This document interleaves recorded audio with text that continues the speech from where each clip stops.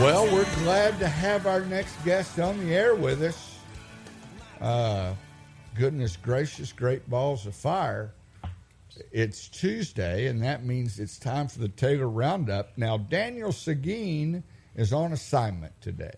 Yeah, he's, from what I understand, getting his routine together for the purse bingo already. Really? He's That dedicated. I will tell that has got me stressed out. Yeah? Yeah, it really does, because I got to come up with my own walk-up song. Now, I think for our buddy, I think I'm going to slip in Pretty Woman. You think anybody would mind if I did that to him? I think it's a great song. I don't know why anybody would mind it. Well, I think he would. I know it bothered me when my buddy Tom Gammon did it to me at the Round Rock Express. Oh, yeah, you told that. Throwing out the first pitch. But Jerrod Kingery is here with us today, and he brought a... Huh? Close. Jerrod. That's what I said. You said Jerrod, I thought. No, I said Okay. Jerrod Kingery. I just it ran together. Oh, okay. That's what's been happening. That's exactly what's been happening. Yeah. And you brought Public Works. I brought Public Works Director Jim Gray. Jim, welcome to the show. It's your first time here. We'll make sure that you're invited back. He's got his City of Taylor shirt on today. That's a little warm looking though. What are you wearing? You're hoping for a cold front? Well, we heard it's coming in this week. Well, keep your fingers just crossed, 99 right? today. Yeah, well, I think it may be 100. I think they may have lied to us. But welcome, sir, to the show. Jerrod. Yes, Steve. Public Works is a very important aspect of what city services provide. It is, and it's probably the thing we get the most outreach about in the communications department, that being road conditions and other projects that are happening. So I figured we'd have have Jim on here to sort of walk us through a few of the items that are. When you say most concerns by citizens, basically what you're trying to say is there's a water leak, come fix it right now. What's taking so long? You should already have been here. Yeah, it's what would you say, emergency-wise versus just sort of ongoing condition-wise is the feedback that you get. Public Works in Taylor's in many towns in Texas is a continual emergency challenge. Yeah. How long have you been with the city? I've been with Taylor now for 8 years. Okay. Where'd you come from here? Varied career, lots up and down I-35. Okay. 10 years before Taylor, I was city manager in Ingleside, Texas. I know where Ingleside is, right down by Corpus. That is correct. How about that? There's a naval base. That is Ingleside. correct. I participated in bracking that naval base. We bracked the newest naval base in the United States. I don't know what brack means. Base realignment and closure. Oh, it closed? Yes. Oh, I didn't know that, Lord, keep up with things, Steve. That's ABI. We got ABIA out of that too here in Austin, or in the Austin area. Well, but that the city of Austin spent $500,000 to determine could that be an airport. True story. Yes. Maybe it was $1 million. I think. Look, so you've been here a while. Yes, I and have. Obviously you're familiar with the term black gumbo. Oh, yes. Our dirt here, Jerrod, moves. And it expands when it rains. It contracts when it gets dry. And it'll leave cracks that you can lose your front tire in. Right? That is correct. A little hard on infrastructure. Very hard on infrastructure. I saw that yesterday. I saw on the Taylor website or homepage on Facebook. Well, we had a leak down here by the police department, and I saw we've had them everywhere. It just happens, right? That is correct. This time of year, we tend to have a few more than normal. And I take that back. It is normal at this time of year to have many leaks. Yeah, sure it is. Was it Daniel was talking about? Am I imagining this that they discovered some wooden pipes in Taylor? We have had wooden pipes in infrastructure in Texas for years and years and years. We have a wooden base to a road in Taylor down on First Street. Really? Wow. Which is covered up by a thin layer of asphalt now, but if you happen to see some of the areas that have been the asphalt's worn off, you'll actually see the wood planks. Well, they're not planks; they were wood, cylindrical wood posts. No kidding, about 6 kind of to like 8 a inches parquet floor. Kind of more like a puzzle, but Yeah. yes. Wow. Yeah. And we've looked and tried to do some different things as far as looking for grants to reestablish that as a wooden street. Wouldn't that be interesting to see? A wooden street? road. Yeah. Yes. When was that? Do we have any history? We know when that was put in? I do not know that, but I would imagine you're talking 100 years ago. Any pictures of that? But I don't know. I'll have to look through the. You should look through the archives. Yeah, the portal to Texas history. I'd love to see, and I'd love to see a piece of a wooden pipe. Do we have? You have stuff in your office? I do not have anything here. The largest wooden structure I had was a drainage structure that went under a hotel in one city that was 4 feet by 3 feet. Wow. Made out of wood. Made out of wood. Wow. Going on some old, through Colorado on some old railroad trips. I take it that we've improved since then, and it's a continuous process. I will say that we have improved, but I will also say that everything east of I-35 in Texas is on the black gumbo and moves considerably. Oh, it does. It really does. Now, I'm east of here 40 minutes, and it's more sandy loam. Yeah. But right here, I mean, that's why we have an agricultural base that is so extensive outside in Taylor, Hutto, and east of 35 is because the ground grows corn really well and cotton too. Very well.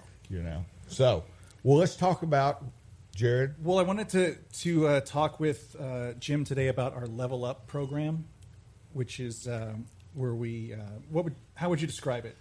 Well, to talk about Level Up, let's kind of go into the whole street program because we do get asked considerably about that. And I will say, when I interviewed for the job here in Taylor, I came in and I told them that I thought we had some of the worst streets I'd seen, and I expected them to ask me to leave, and they didn't. You're obviously referring right here to 2nd Street when you got here too, right? Second one of them, our downtown sections, our older parts of town. We've got quite a bit of problems. About 60% of our streets now, according to our street studies, are in fair to failed condition. And so that puts a little more pressure on the old office, doesn't it? That is correct. And so when I got here, Taylor had a philosophy that they were not going to work on the failed streets. They were going to only work on the streets that they could, quote unquote, save. And to do a total rebuild on a street, and we have a 3-prong program in Taylor for streets now. Did not have it 8 years ago. The first one that everybody sees that they all really like is a total rebuild. And that's where you go in, you rebuild the drainage, the water, the sewer. Scrape everything, the just curb start and gutter. You start fresh. And that runs about $500 per linear foot. Then the second thing you do is what you've been seeing a lot lately, what you saw at Lake right now and at Mallard, where we do partial rebuilds, where we just take the top maybe 6 to 8 inches, do a cement treatment or a lime treatment, and then go in with 2 inches of asphalt over the top of that. And sometimes even we just mill. If the street base is good, we'll actually mill down 2 inches and apply level. So you've got a total rebuild at $500. You've got this secondary set that might cost you $150 to $250 a linear foot. Or you do the program that we refer to as Level Up. The Level Up program I started in Taylor because at the time we started it, we had zero response to people who called and said, I've been living on this street for 60 years and the city's never done anything, and except for a pothole. And we had a pothole crew, and that's all they did. In the last 8 years, we've moved towards an asphalt application crew. and we've done approximately 25 miles of streets with our city crews, not our contract crews. So you're from $500 to $150 to $250 a linear foot to the Level Up program, which does not go in. It does not put in a cement stabilization, a lime stabilization. All we do is we go in and cover the top of the road with 1 inch to 2 inches of asphalt. What that does, if that's in front of your house, all of a sudden you go from a road that may be a pothole every 3 to 5 feet, you've got a smoother riding surface. And that riding surface will last anywhere, we say, 1 to 3 years. That treatment cost about $27 a linear foot. So it is the least expensive. I can do it in front of more houses because of the linear foot cost. When I came into Taylor, we spent $50,000 a year on streets. Currently, we're spending in this coming year's budget, council has given us $600,000 for Level Up. We'll do about 18,000 linear feet of Level Up in that 2025, 2026. And that goes back to that 25 miles that we've now done with our own crews. Some of these roads, as the black gumbo soil will indicate, if it's got a really bad base, it's going to heave and move, and it will take that street down to where it does get bad again. But when I came in and sold the program, it was 1 to 3 years. We're seeing some of our roads that have been down 5 and 6 years now that aren't 100%, but they're 90%. Well, let me just say, were you responsible for 2nd Street? Well, I wouldn't say responsible. I'd say council is because they spend the money and approve. But that was a higher level than the Level Up program. Well, let me just tell you this. I've been around for a while, and you'd lose a filling on 2nd Street going out of town or coming into town. Yes, you could. And now it's just, it's slick as it can be, and that's amazing. Yes. What that does. And in this Level Up program, if you can create that and improve streets other places, good for you. And I think the important thing to note is that it's typically 1 day, right? Yes, the Level Up, traditionally we go 1 to 2 block sections at a time. We'll be there for approximately a day. Sometimes it's a day to get in and clean up, and then the next day we'll come in and lay. And we have our own laydown, what they call an asphalt laydown machine. We have our own dump trucks. We have our own men operating the equipment. And we were able to get this equipment. We started out the Level Up with an old county method, which is where you used your asphalt, your blade that you use for dirt work. We'd spread black base asphalt, and that's what we would use. And put a roller. And put a roller behind it. Put a roller on it. And yes. That was kind of roll the dice if that yes. works or not. And the asphalt paving machine works much better, and we have that now. Yeah, because that's kind of like TxDOT has. That's the same equipment TxDOT uses to put down the road. Now, here's the big question that everybody out there in Radio Land is going to be asking right now, and you're laughing because you know what I know exactly what you're going to ask. How do we get our road to the top of the list? Is that the question you thought I was going to ask? Yes. Yeah. When is my road? When is my street going to be done? That is the question that we get repeatedly. Sure. And even more so than that, I will tell you the interesting thing is the way we are set up is it does go by blocks. Well, when I stop at the end of the block, the person on the block right next to it is on the phone. Why did you stop? Why did you stop right there? I want my house, the quality of my life to improve. And since we started this program, with the way we started it was with a street condition, and it was called a PCI, Paving Condition Index. We brought in a company that surveys the streets. That was not affiliated with any neighborhood or that is part correct. of the city, a third party, right? That is correct.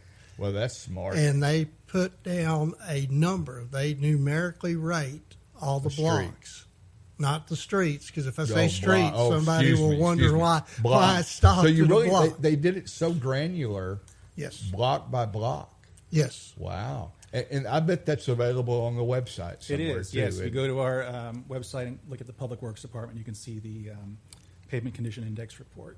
And then so it rates from 1 to 10, or 1 to 100. Oh, 1 to 1. That's even and more. We take these and we rank them, and each year I'll go to council, and with whatever budget it was, and it went from 50 to 100 to 200 to 500. Yeah. Now we're at 600, and each year I'll take the budgeted funds, I'll take the streets with rankings or the blocks with rankings. I'll then say at $27 a foot, how many feet can I do? This year it's going to be about 18,000 with the budget that we have. Right. I'll then go down and take the length of the ranked blocks, and that's what we'll get. This next year it'll be 43 sections, and those are anywhere usually from 150 to 900 feet per section. And one thing we're working on doing is ramping up the communications for that, letting people know when it's going to happen on their street. So they can get the cars off the street. Get the cars off the road, get the trees trimmed out of the way. Get everything set for you. Well, they ought to have a big welcome sign and offer them, lemonade and cookies for coming out to do this, right? Sometimes we get lemonade and cookies, and sometimes we get, why are you messing with my street? No, I don't want to move my car. It's amazing. Isn't that something? You go, well, I would think that you'd be happy that we're here, but sometimes it's an inconvenience to people. And it kind of reminds you of the pictures you've seen. We've all seen the memes where the guy wouldn't move his car, so they just striped around it. Oh, yeah. We will pave around your car and move on down. Really? Through the block, yes. Wow. Wow, that's something. That would, I guess, designate your parking space. Well, it would designate your parking space, but it dang sure upsets your neighbors looking at that every day. And when they got to drive by. Well, they got to drive by. And, because look, let's face it, a good street raises the curb appeal, raises the price value of your home if you're looking to put it on the market too, right? You want a good street to drive down to get to your house. Now, I am my own road commissioner at my place. Okay. I'm responsible for road maintenance and everything else on 2 streets, actually, 2 private roads. So I understand. I know what the complaints are like when I complain to myself, why don't you fix that? Do you have an asphalt machine? do. Well, no, I don't have an asphalt machine, but what I did put down is some of that old asphalt that they grind up. Millings. The millings they'll sell, right? You'll sell those to a group. And then guys like me will go out and buy that stuff and lay that down as a base. And when it gets hot, it'll kind of bond together and make you a nice drive. And my grandfather did that. And if you're smart and you live all the way up 5 cattle guards away, it helps. The city has a program that we work with the state and the county when they have milling projects in our area. The city does take those millings. Yeah. And we use those in recycle construction them, projects. put some new tar in them, mix it all up. We do that. We also use them as road base. Yeah, it's a great road base. Sure beats, we talk about lime treatment. That's one of the stabilization tools that you use to kind of mitigate black gumbo, right? Yes, that's correct. And if you don't use enough, oh boy, you're in trouble. But, so that's not cheap, lime. Yeah, city, when we've done several of our cemetery full depth roads, and we will dig out 18 inches. We'll place 18 inches of millings under those roads and then 2 inches of asphalt over them. Well, if you think about 18 inches, that's a foot plus 6. That's correct. Look at math. Half a yard. How about that? That's a pretty big deal. That's a pretty deep thing. What was my next? I had something important I wanted to ask about. Oh, coming in today on 79 over by the cemetery. You got a project going over there. What is that? What happened? We've got Encore working to set in lines at the cemetery, which is the big transmission line that you're also seeing coming in on 95 coming from Temple. We also, if the cemetery to your left, if you'll look to your right, you'll see sewer pipe. It's a big pipe set in the parkland right down there that they're using as part of the sewer improvement, which is upsizing the Bull Branch Interceptor. Yeah. And that is starting down at Robinson Park and working its way back north so that we can take, in Robinson Park specifically, a 12 and 15-inch line, and we're putting in 30-inch line. to upsize that as we get larger, and that'll upsize that main line throughout the city all the way up north, which will also help us with what we call I&I, which is the introduction of rainwater and other waters into the sewer lines because of cracks, cracked manholes, cracked pipes. Mm-hmm. So as we can keep the I&I out, we don't have to treat it at the plant. We're only treating the water we're using. Right. So that is a cost saving. So this is improving. Where is Taylor's wastewater treatment plant? Just out of curiosity. We are off 112 if you go out Carlos Parker, and where 112 that goes way out to the right there, you'll see Mustang Creek treatment plant right there. Okay. So back to the Bull Branch upsizing, as Jim mentioned, it's starting in Robinson Park. So you're going to see some construction crews out there right now. They do have a bit of the path covered, but it's off of, to the west, I believe, of the park itself proper. But there are we're going right alongside the creek there. Correct. Through yes. Robinson Park. My question is, and you seem like a man that has done this before and has got a plan and works a good plan. We don't have the issue of you put in a new street, then we got to replace the pipes underneath it. We do that before we put the street in. No, we do not. I wish we did. Yeah. At $175 million, I can do that. Mm-hmm. At $27.10 on the Level Up program, we will have sometimes where we will put a street down, and then we'll have to come in later, cut it, and we'll have to cut it and do. The way that you're describing is the way that is best. I guess that's the perfect world. That is correct. Wave your magic wand, and it's all fixed at once. And it's not really the magic wands; it's the tax dollars and the dollars on your bill. Kind of close enough, right? In most people. Now, golly, I had another question I wanted to ask you about the program. When someone has a problem with their street, how do we contact folks to let them know? TaylorTX.gov. There's a link on the homepage to report a concern. Okay. And that spans everything from code enforcement issues along to public works. Okay. And so you still have pothole crews, though, we right? still have pothole crews. If we've got one that's busted up, and I guess I know a lot of people hear about the feed store going out the back way into 112. Yes. Where the granary is. Those railroad tracks. Oh, yes. Have caused consternation and gnashing of teeth by a lot of people. How do we? And is that something you have to work with the railroads? That is actually a state highway. It is. So the city does not have maintenance on it, and they have replaced some of the tracks across those. But there is a third track that they haven't touched yet that if you go through this morning, you're going to bounce over pretty well. It will pretty much dent a wheel if you're going the wrong way. That is an old track that works specifically with the granary and the feed store. I do not know their plans on that one. I know the state came in on a couple of the other crossings and did in the last year make some replacement. But we don't have it all the way, and those are called in to us regularly. Yes, I would only might want to invest in a sign, state-maintained highway. We do let folks know as they call in if they do call us for that. I don't know if that helps you a whole lot. It doesn't. They don't like the answer. I think I'd put me a sign up out there, state highway contact info, and put their phone number to TxDOT in there. I had too many working arrangements with TxDOT to throw them under the bus. Right. Well, maybe call Bob Day. Bob will do our county work with us. Bob's a great guy. He worked for TxDOT. He knows every ins and outs with TxDOT. Yeah. Maybe you can help that because I do. People yell at me for that. Like, what am I supposed to do? Run out there about with the roads? Oh yeah, really? Oh yeah. I mean, people are always coming to me saying, "Why don't you talk to him about this?"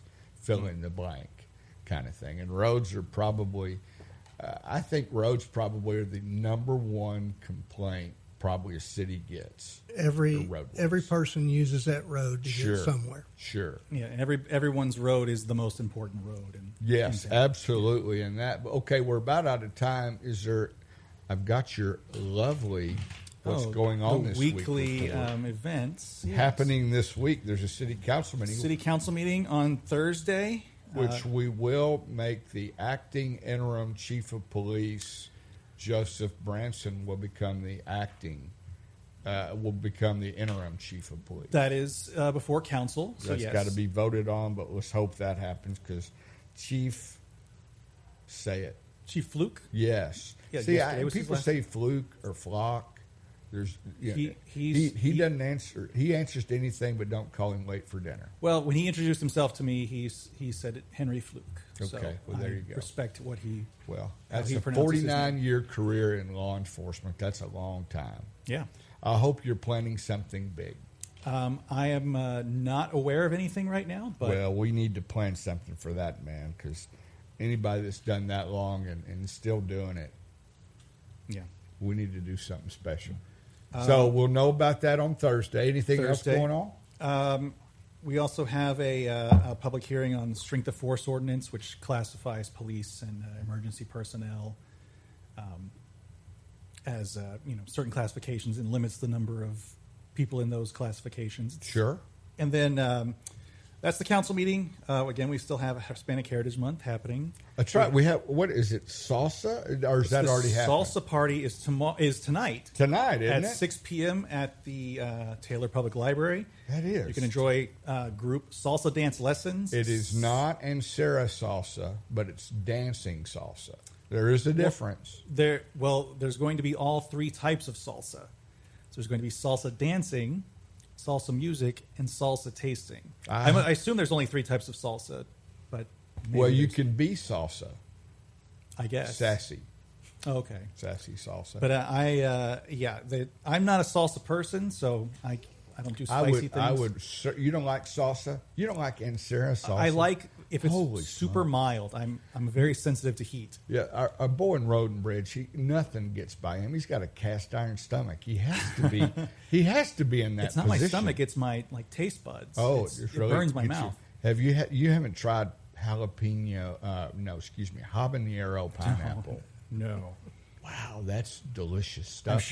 I'm sure it tastes great. I can't stand perfect the heat. on a Ritz cracker. A Ritz cracker. Yes, Ritz cracker. You don't remember. You're too young to remember.